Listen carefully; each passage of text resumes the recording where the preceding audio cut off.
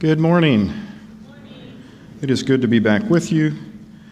Thank you to Bud for covering for Derek, who is covering for me, and having a deep bench so we could go ahead and have a sermon last week while I was on vacation. For those of you that asked, we had a delightful vacation. That was not at all what we planned. We were laughing. Famous things to do before catastrophe hits. That the last vacation, the last camping trip we had taken as a family was in spring of 2020, and when we came back, a global pandemic had begun, and we thought, we wonder what awaits us this time. And no sooner had we made that joke, we get a call from the dealership that had the RV we rented, and they said, funny thing happened when we started the RV you had rented. Turned out we've been vandalized and someone stole the catalytic converter and who knows what else. It runs, but they're going to be able to hear you coming from 3 states away. It's really loud. I said, that's not exactly the peace and relaxation we had in mind. We looked at a couple other options, just said, forget it, canceled it, and instead of going to beautiful Wyoming, we went to Dallas and found fun things to do for a few days. And then after that was over, and watched Bud online preaching this weekend, and came back home, closed the blinds, and pretended we were still away, and had one of those staycations for a few days. And they say life is what happens when you're waiting on other things, and it was one of those weeks where we had a good time together. Not all of you will appreciate this, a few of you will. Lucas Calvin and I defeated the Ender Dragon in Minecraft. Not all of you know, but that's a big deal. It only took like 5 days. So add that to my resume, really important stuff. It was good to be away and good to be home, and we're glad we're here. I did laugh, again, famous last words, I did laugh at the live stream last week when someone mentioned that there was a water leak down the hall in the children's wing, and I thought, ha, not my problem. So God gave me a gas line problem when I got here this morning to prove that there is no rest for the wicked. We're going to talk about discipleship a little more this morning out of the book of Matthew. And the concept we want to talk about today is the perception in the world that Christians are, well, let me do it in the form of a question. If I ask you, if you ask somebody, how are Christians perceived? If we get one word, and that's it, how are Christians perceived? And for years, consistently, that one word has been fake or hypocritical. It's the constant drumbeat of derision about Christians, fake or hypocritical. And it hasn't gone away. If anything, it's gotten worse. That there is a perception that Christians are people who say one thing and do another. To a degree, that's both right and wrong. It's wrong in the sense that it's not fair. Okay? You show me any group of people that ascribe to any set of ideals, and I'll show you some of them who don't. I'll show you some of them who are fake, who are just along for the ride. And sure enough, it's not fair to judge Christians by those of us who are kind of playing at it. That's true. That's fair. That said, of course there are some fake Christians. If you have a group of people that say we are trying to live up to a very high standard set by Jesus Christ, there are going to be a lot of us that fail at that because the goal was really high. It's not surprising. We start out, one of the first principles of our faith is that we are sinners in need of Jesus Christ. So it doesn't surprise us when somebody says, hey, you Christians are sinners. We say, yeah, we know. That's where we started. It's kind of like going to a hospital and saying, wow, there are sick people here. Yeah, that's why they're here. So in a sense, the accusation is both true and false, fair and not fair. But the real issue at stake that I want to talk about today is the gap between the idea of being a Christian and the life of being a disciple.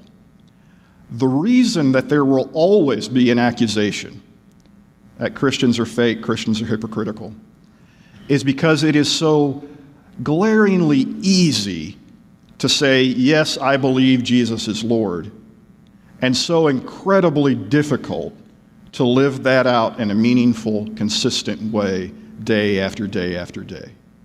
One is called being a Christian. Do you believe this stuff? Yep. Okay, you're over here. It's a category that you answer to a census question. What religion are you? Christian. Okay, thank you. The other one is, what am I doing with my life, and how does my life reflect that value? Discipleship is what we have to get to. Discipleship is genuine Christianity. Or to say it another way, discipleship is genuine, not merely playing church. And I say playing church, and most people know what I'm referring to. I don't know if it's true anymore or not, but in my life, everybody knew what that meant. Maybe because I grew up in a preacher's house, so I'm a preacher's kid. And so one of the make-believe games that every preacher's kid plays at some point is you play church. You set up some like chairs and stuffed animals, and you get up and you imitate your dad, which mostly just involves yelling at them. My dad didn't yell that much, but in my head, that's what it was. When I was a little kid, you just get up and you yell at the stuffed animals, and you hand them all some graham crackers and Kool-Aid, for communion. If you're really ambitious, you go in the bathtub and baptize a few of them, and you play church, right? Because it's a make-believe game that little kids play. It's adorable when kids do it, right? When adults do it, it's pathetic. Discipleship is about being genuine and authentic, not playing church. And today's text really drives that point home. This is Matthew chapter 11, verses 16 and 17. It is in its own way, to me, one of Jesus' most scathing rebukes of the Pharisees, the Sadducees, the religious elite of his day. He says, "But to what shall I compare this generation? It's like children sitting in the marketplaces and calling to their playmates, 'We played the flute for you, and you did not dance. We sang a dirge, and you did not mourn.'" What is Jesus talking about? Turns out 2,000 years ago, kids played make-believe games the same way we do. And a make-believe game has rules. Inviolable, absolute rules, okay? Listen, there's a rule. If a kid comes up to you with their hand like this and says, "Bling, bling, it's for you," there is one correct response. "Hello? Yes, this has been." "Oh, no, it's for you. Here you go." You answer that phone. I don't care who you are, how important you are, what you do for a living. Little kid hands you a phone and says, "It's for you." You say, "Hello, who's there?" That's the rules. Kid walks up to you, 3-year-old, and goes, "Bang!" You go, "Ah!" and you fall back like you've been hit. Again, I don't care who you are, how serious a person you are, those are the rules of the game, and nobody's too big for that. These kids were playing a make-believe game. It looked a little different, but it's the same principle. They weren't playing telephone. They were playing musicians. And one of them is playing a flute. Do-do-do-do-do-do-do-do. And when he played the flute, just like you're supposed to answer the phone, the people that saw him playing the flute were supposed to dance. They were supposed to hear the music, right? Or maybe they were playing a sad song, like a funeral song. See, these kids, they had seen things. They had seen the funerals of people where loved ones and mourners went through the streets, and so they played a game, believe it or not. They played a game called Funeral, where they played a sad song, and you were supposed to cry. Oh, and you were supposed to cry. These kids are mad. Why? Because they did part of the game, and the other person didn't. See the point Jesus is making? He says, you are like that. And again, I want to make it clear, the problem isn't the kids. Kids are supposed to be in a world of fantasy and make-believe. Creativity and imagination, it's an important part of childhood development. It's supposed to happen. Grown-ups are supposed to get out of that at some point. You're not supposed to be in a world of make-believe. For you, going through the motions of your life and of your faith is not supposed to be some kind of pantomime where I did this, now you have to do this because that's what we do and none of it's real. It's supposed to be real. It's not supposed to be a game. Disciples do not treat their faith like a child's game of make-believe, where there's imaginary rules around imaginary faith that we play out. Because here's the thing about make-believe. Even the kid knows there's not really a phone in their hand, right? Your kids are not actually brain damaged. They actually know there's not a phone in their hand. They're playing a game. What's sad is that there are too many Christians who don't believe anything they're saying and don't believe the values they profess and don't believe in the God they claim to worship, but they play out the actions of the game. And then they get upset when people don't play back. Whose fault is it? It's not the people's fault that aren't responding to you appropriately. It's yours because you're playing pretend. Christianity has to mean more to us than some make-believe game. It has to be real. It has to be as true as the sun rising in the morning. It's got to be fact. It's got to be what we believe in. Jesus goes on and he gives his example then. He says, "For John came neither eating nor drinking, and they say he has a demon. The Son of Man came eating and drinking, and they say, look at him, a glutton and a drunkard, a friend of tax collectors and sinners." What's his point here?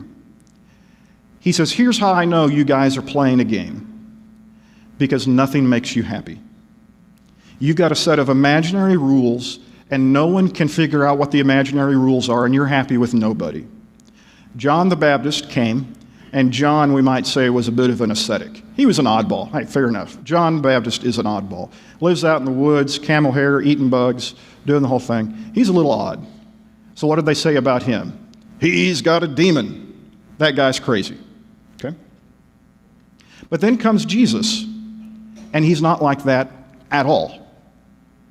Hangs around with ordinary people, in fact, even sinful people, goes to feasts, goes to weddings, eats and drinks like a normal person. And what do they say about him? They say, oh, we're happy now. No, they found something else to be mad about because they were determined to be unhappy with whatever they had. Well, that man must be a drunk and a glutton. He hangs around with sinners. This didn't make you happy. That didn't make you happy. Beginning to think maybe you didn't want to be happy. You're playing a game, and there is some perfect response that you're waiting for. And until somebody gives you exactly what you're waiting for, you're not going to be happy. I knew a church member one time who was genuinely a good dude, other than this fatal flaw that we lived with. But nice man, preached. I led singing at his funeral, and his favorite song was The Greatest Commands. And so we sang about love and God is love and all that. Fine fellow, except on Sunday mornings from about 9:30 to about 11:30, when he was just downright unpleasant. Because in his head, somewhere in life, he had been to a perfect worship service. I assume that's true. And he judged every other one about that, against that. And so if the songs were led, it wasn't the right songs. If the person did the prayers, they didn't do the prayers right. Heaven knows my sermon wasn't the right length, I can tell you that. He wore a watch, but he didn't look at his watch. At exactly the time he thought I should be done, he would turn and look at the clock on the wall behind him and then look back at me, and in a sound I can still hear to this day,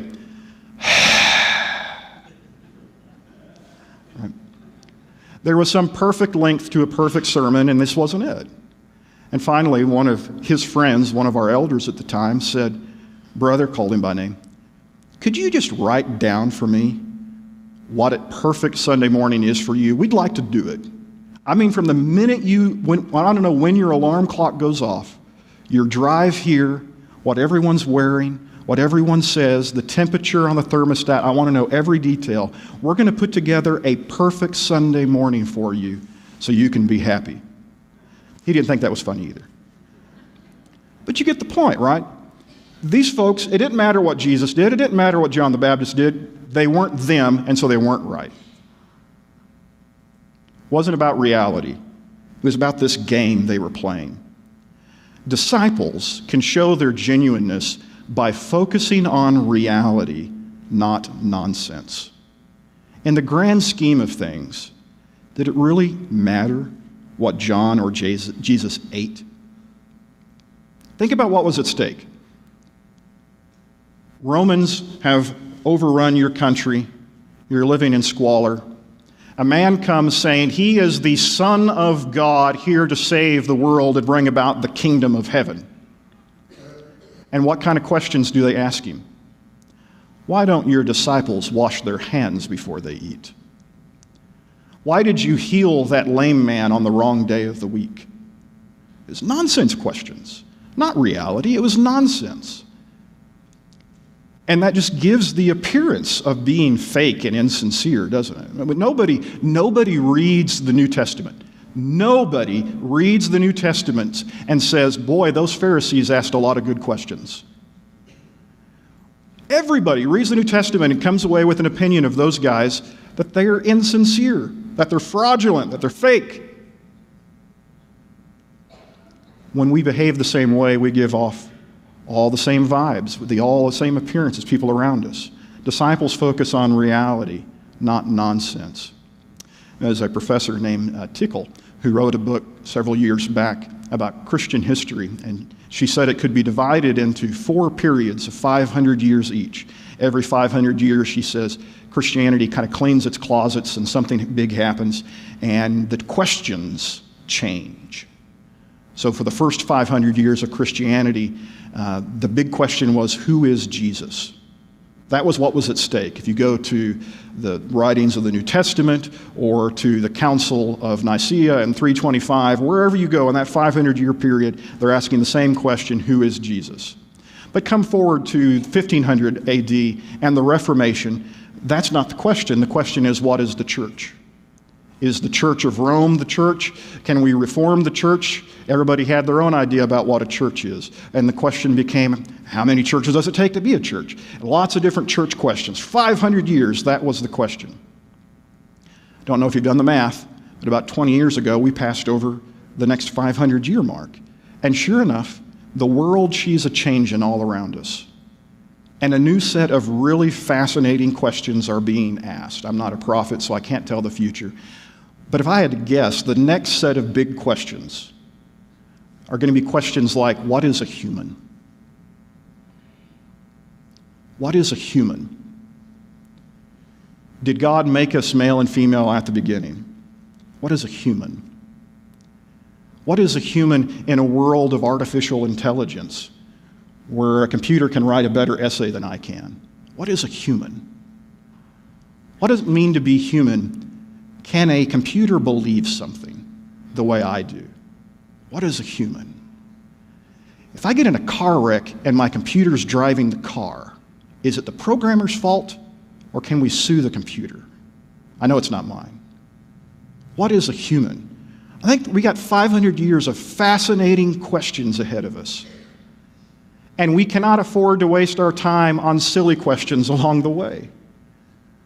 There's real questions out there. We live in a world where we're not sure what it means to be created in the image of God anymore. That question, that deep down to the bottom bedrock of reality, is at stake, and we're worried about nonsense. And you want to know why they think we're fake? Disciples focus on reality, not nonsense. The end of that verse I left off, but I'll read it now. Verse 19 ends, wisdom is justified by her deeds. How do you know what is wise? Disciples know. Disciples judge works and outcomes, not appearances and gossip. There's real evil in the world, and I want to fight it. There's real sin in my life, and I want it to change, and I want to be forgiven. There are real things to deal with, things that work. The gospel of Jesus Christ changes lives. And we don't have time to focus on the nonsense, on the what does it look like or who thinks what. The way to get from fake to reality is to start focusing on reality. What is the gospel? What does it do? How can I have more of it? Those are the questions we've got to be asking. Or to say it another way, skip ahead to the end of this section and listen to this verse that you may remember bits of. This is verse 27. All things have been handed over to me by my Father, and no one knows the Son except the Father, and no one knows the Father except the Son, and anyone to whom the Son chooses to reveal him. No one knows the Father but the Son. If you read the very last verse of that chapter, he says, "Come unto me, all ye that are heavy laden, and I will give you rest." What a disciple knows that makes them genuine, a disciple knows that they need to be disciples. They are not here because it is convenient. They are not here because it gives us an appearance of something we want to be. They are not here because it gives us some kind of privilege or prestige. They are not here because of any benefits that they get from it.